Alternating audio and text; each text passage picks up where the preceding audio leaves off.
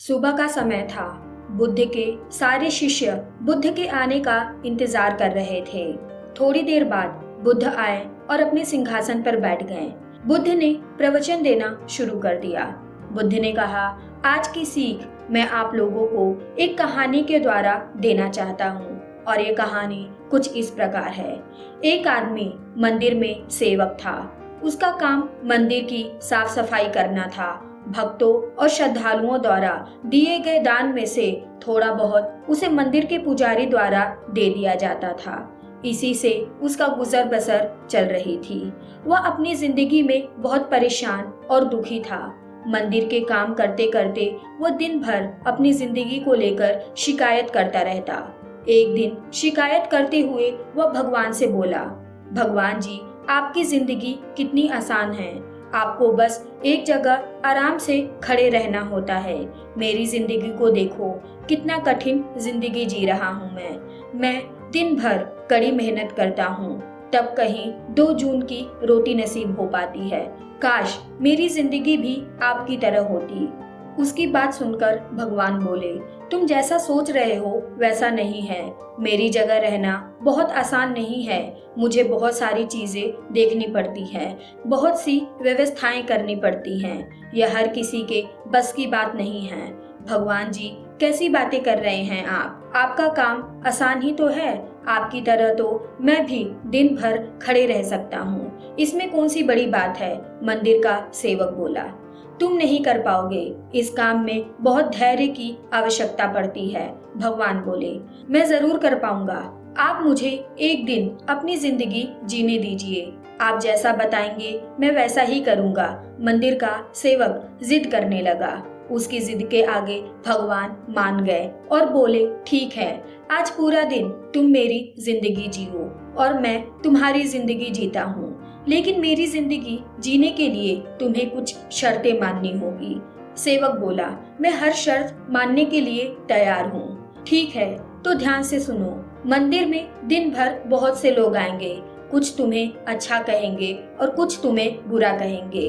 तुम्हें हर किसी की बात चुपचाप एक जगह मूर्ति की तरह खड़े होकर धैर्य के साथ सुननी है और उन पर कोई प्रतिक्रिया नहीं देनी है। सेवक मान गया। भगवान और उसने अपनी जिंदगी एक दिन के लिए आपस में बदल ली। सेवक भगवान की जगह मूर्ति बनकर खड़ा हो गया। भगवान मंदिर की साफ सफाई का काम निपटाकर वहां से चले गए। कुछ समय बीतने के बाद मंदिर में एक धनी व्यापारी आया। भगवान से प्रार्थना करते हुए वह बोला, भगवान जी, मैं एक नई फैक्ट्री डाल रहा हूँ। मुझे आशीर्वाद दीजिए कि यह फैक्ट्री अच्छी तरीके से चले और मैं इससे अच्छा मुनाफा कमाऊं। प्रार्थना करते समय वह प्रणाम करने के लिए नीचे झुका तो उसका बटुआ गिर गया।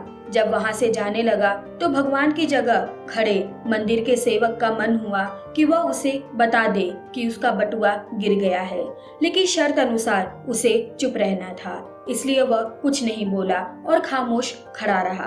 पुलिस नाविका को पकड़कर ले जाने लगी। भगवान बने आदमी को अपने सामने होता हुआ ये अन्याय सहन नहीं हुआ। शर्त अनुसार उसे चुप रहना था, लेकिन उसे लगा कि कुछ गलत हो चुका है।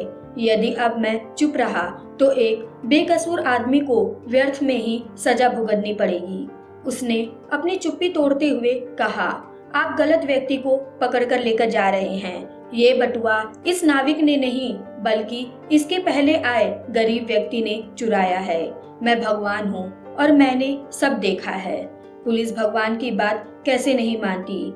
उनकी बात मानकर उन्होंने नाविक को छोड़ दिया और उस गरीब आदमी को पकड़ लिया जिसने बटुआ लिया था।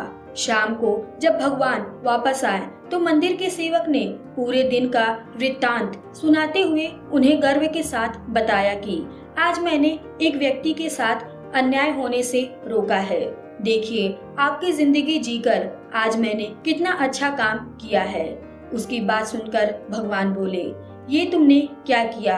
मैंने तुमसे कहा था कि चुपचाप मूर्ति बनकर खड़े रहना, लेकिन वैसा न कर। तुमने मेरी पूरी योजना पर पानी फेर दिया। उस धनी व्यापारी ने बुरे कर्मों द्वारा इतना धन कमाया है। यदि उसमें से कुछ पैसे गरीब आदमी को मिल जाते तो उसका भला हो जाता। और व्यापारी के पाप भी कुछ कम हो जाते। जिस नाविक को तुमने समुद्र यात्रा पर भेज दिया है, अब वह जीवित वापस नहीं आ पाएगा। समुद्र में बहुत बड़ा तूफान आने वाला है। यदि वह कुछ दिन जेल में रहता तो कम से कम बच जाता। सेवक को यह सुनकर एहसास हुआ कि वह तो बस वही देख पा रहा था जो आंखों के सामने हो रहा था।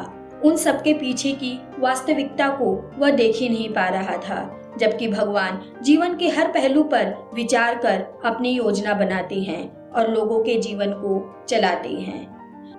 कहानी खत्म करते हुए बुद्ध ने अपने शिष्यों को समझाते हुए कहा, हम सब भी भगवान की योजना को समझ नहीं पाते। जब हमारे साथ कुछ गलत हो रहा होता है या हमारे हिसाब से कुछ नहीं हो रहा होता है तो अपना धैर्य खोकर हम भगवान को दोष देने लगते हैं। हम ये नहीं समझ पाते कि इन सब के पीछे भगवान की कोई न कोई योजना छुपी हुई होती है। ऐसे समय में हमें भगवान पर विश्वास रखकर धैर्य धारण करने की आवश्यकता है। इसीलिए चिंता न करें। यदि आपकी मर्जी से कुछ नहीं हो रहा है तो इसका अर्थ है कि वह भगवान की मर्जी से हो रहा है, और भले ही देर से ही सही भगवान की मर्जी से सब अच्छा ही होता है।